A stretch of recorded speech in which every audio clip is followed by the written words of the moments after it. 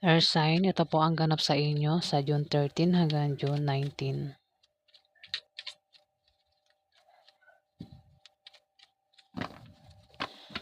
Ano ang ganap sa mga earth sign sa June 13 hanggang June 19?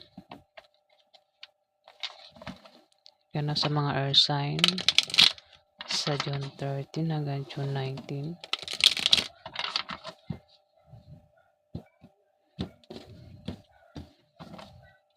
Ganap sa mga earth sign sa June 13 hanggang June 19.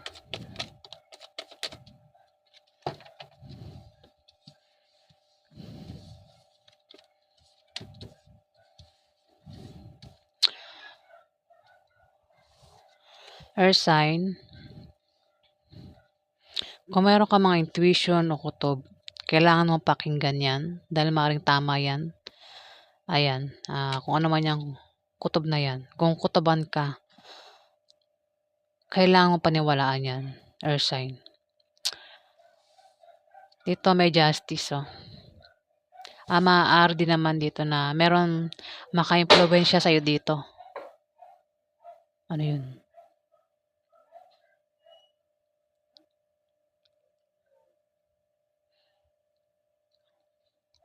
Ayan, naman na lang. Air sign, maaari din na may maka-impluwensya sa'yo dito. Babae. Pwedeng nanay mo, ate mo, auntie mo, kaibigan mong babae, kung sino pa yan. Basta babae. Na magbibigay sa'yo ng magandang pananaw. Air sign, yan. Ang air sign po ay tatlong zodiac sign. Yan po ay Libra, Aquarius, at Gemini. Kung meron kang kutob, maring tama ang kutob mo, pakinggan mo. Dito, may justice. May darating na hustisya sa'yo sa June 13 hanggang June 19. May makakarma na dahil sa masamang ginawa niya. Ayan. Pwedeng ikaw yung makarma o yung may mga tao rito ang gumawa sa'yo ng hindi maganda, sila yung makakarma. Pero kung ikaw ngayon gumawa ng masama, ikaw yung makakarma. Air sign. Pwede rin na meron kang babalansihin na pwedeng kaperahan mo, pag-ibig, pamilya mo, o kung ano man yung babalansihin mo sa isang linggo na yan, air sign. May the lovers dito, the lovers, 2 cups na nakabaliktad. Maring mag-away, kung meron kang karelasyon na, air sign, meron kang asawa, boyfriend o girlfriend, maring magkaroon ng away sa inyo at magkahiwalay kayo. At posibleng, ayan, may tricycle.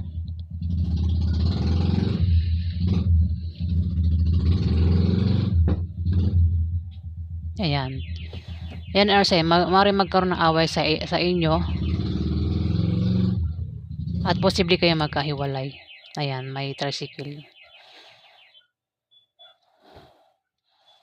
Alamin pa natin yung ganap sa mga earth sign sa June 13 hanggang June 11. Ganap sa mga earth sign sa June 16 hanggang June 11.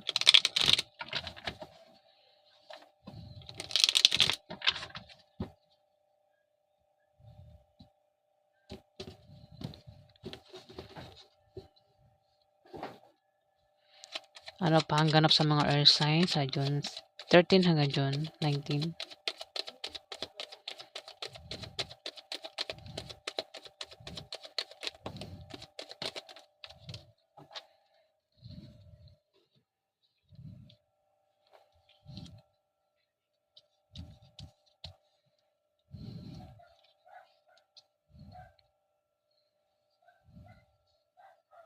Ito panahon na. Ito.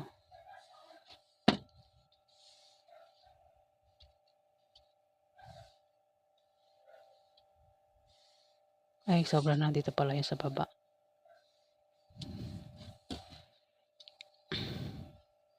Kuha pa tayo ng isa. Dito, may the Fool. Kung meron kang karelasyon na earth sign, maaaring mag-away kayo at magkahiwalay ng karelasyon mo, pero may justice dito. Ayan, may taong makakarma. Bad karma sa taong gagawa ng masama, good karma sa taong gumawa ng kabutihan. Kung single ka, earth sign, may couple dito, may mag-asawa dito, may magkarelasyon dito ang maaaring mag-away at magkahiwalay. Ayan, kung single ka. Meron ditong the fool. Maaaring ikaw ay may pinaplanong gawin, gustong gawin, kahit pigilan ka, hindi ka magpapapigil sa isang linggo na yan, earth sign. Meron kang gustong gawin na gustong-gusto mong gawin. Nagpaplano ka. Pwedeng kung meron kang gustong pasukin, pwedeng patungkol sa kaperahan o kung saan pa yan, earth sign. Mag-ingat ka lang dahil maaari kang maloko. Sa June 13 hanggang June 19, earth sign. Ayan o. Bangin yan, bangin. Bangin ba tama? Bangin. Ayan. Ang isip mo dyan ay parang isip inosente. Nagawin mo lahat ng gusto mo. Maging masaya ka lang.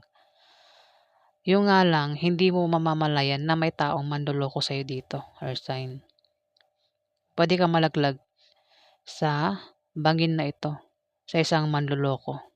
Ayan, earth sign. O baka naman itong kayong dalawang magkarelasyon, ang maaaring may pinaplano kayong gawin. Kasi meron ditong two cups couple. Maaaring kayong dalawa ng karelasyon mo ang nagpaplano. Ang itong two of cups, pwedeng ito ay asawa mo. Pwede rin naman na ito ay mag-ina. Pwedeng nanay, ang isa ay anak. Pwedeng magkapatid. Basta magkarelasyon. Ang relasyon ay pwedeng asawa, pwedeng magulang, kapatid, pwedeng kaibigan o kung sino pa yan na two of cups na ito. Kapit na kapit ito. Pero dahil naka-reverse siya, nakabaliktad mag-aaway ito at maghihiwalay sa June 13 hanggang June 19. Kung sino man itong two of cups na ito. Kung yan ay close, hindi na yan magiging close. Kasi nga mag-aaway nga sila at magkakahiwalay. Kasi nung maghahawak kamay, magbibitawang kamay na yan, nakabaliktad Maaaring silang dalawa, may pinaplanong gawin. Hindi ko lang pwedeng, baka magbalak silang, kung kasal yan, baka magbalak silang mag-divorce. Pero may manloloko dito. Ingat nga lang sa manloloko.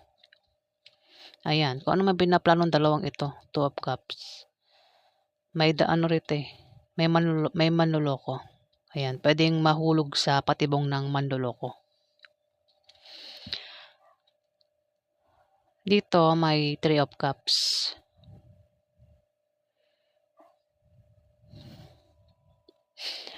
Meron kang hinahantay na darating. Pwedeng resulta o wish na maaaring nagkatotoo o magkatotoo.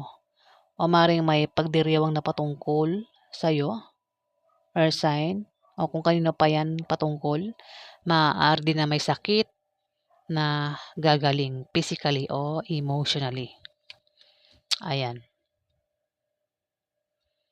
Maaaring may inaantay kayo na pagdiriwang, pwedeng kasal, pwedeng birthday, pwedeng dibu, pwedeng sanggol, pagsilang ng sanggol, o kung ano pa yan na inaantay nyo sa June 13 to June 19. Ayan, earth sign.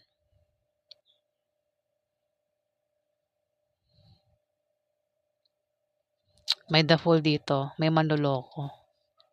Kung ano man yung inaantay nyo. Kung may sakit, may pagaling sa sakit, physically o emotionally.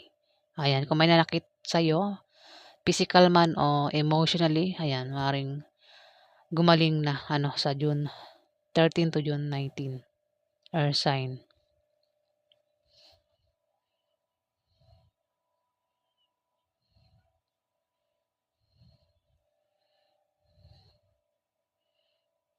O kung meron kang wish, ayan, maaaring magkatotoo. O kung may inaantay kang resulta, ayan, darating. Dito pa, no? Ito ay isang Queen of Swords. Matalino ito, matapang, diretso magsalita at medyo may pagka-seryoso. Ikaw ito, Earth sign. Kino-confirm niya. Queen of Swords, ikaw ito, babae kang Earth sign. Isa kang Libra, Aquarius o Gemini na babae. Meron kang kutob. Kailangan mo pakinggan, paniwalaan yung kutob mo sa June 11 hanggang June 13 to June 19. Ayan. Dito, may Ten of Swords, maring kung may mga taong nanakit sa'yo, nang backstab sa'yo, nanira sa'yo, pinagtsismisan ka, o kung nakaranas ka ng crisis, Ten of Swords eh. Dito may ano na, kumbaga, may ano na, no? Parang makakaahon ka na. O nakaahon ka na. Baka nangyari na yan. At sa June 13 to June 19 na yan. Makakaalis ka na dyan sa crisis na yan o kung ano man yung pinoproblema mo. Kasi maring may mga taong nag-traitor sa iyo dito. Maring makaalis ka na dyan. Tumapat ang justice. So. Justice. Kung ikaw ang gumawa niyan, Earth sign, sa isang tao, kung ikaw yung nakagawa sa isang tao, sa ibang tao, ng baka ikaw yung ng backstab, ikaw yung nag-traitor, ikaw yung nagkalat ng chismis, ikaw yung kung may ginawa ka masama, Earth sign, ayan, may justice dito. Ikaw yung makakarma dito, Earth sign. Kung gumawa ka ng masama sa ibang tao. Alamin pa natin ang ganap sa mga Earth sign. Ano pa ang ganap sa mga Earth sign sa June 13 hanggang June 19.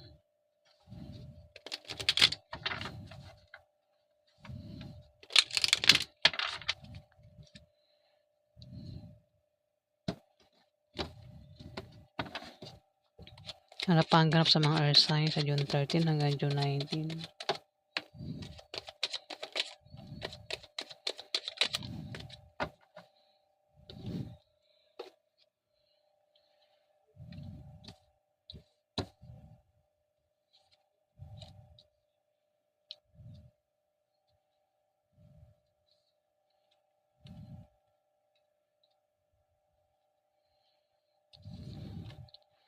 Nine of Wands.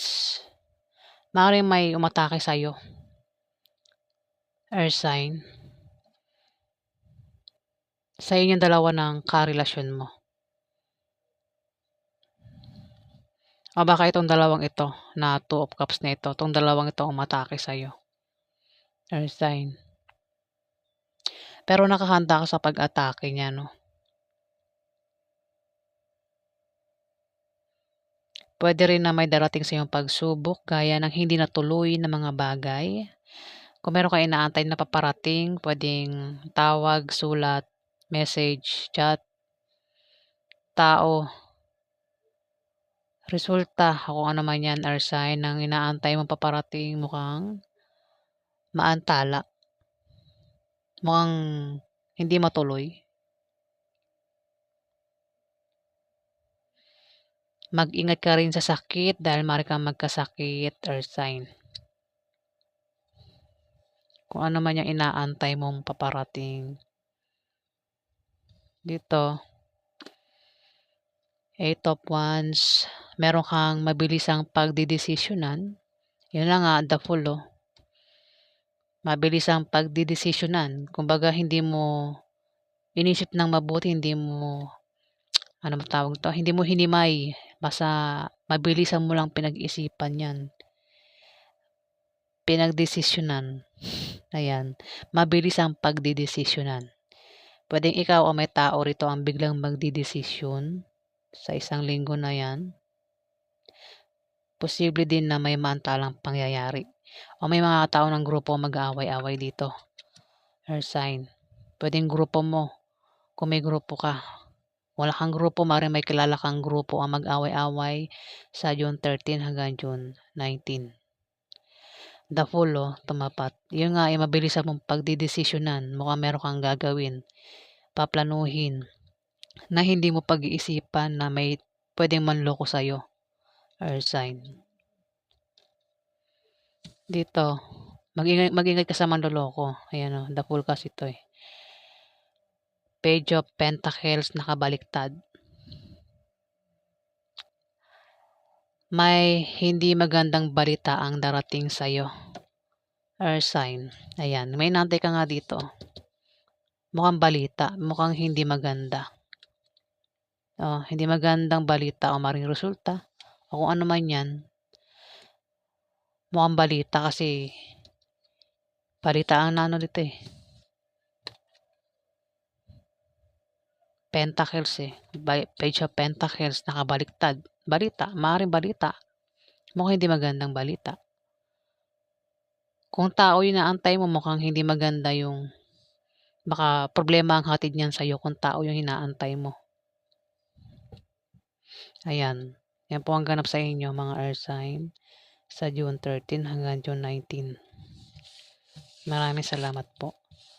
Sa hindi ko po nakapag-subscribe, paki-click na lang po ang subscribe button mga viewers. Maraming salamat po.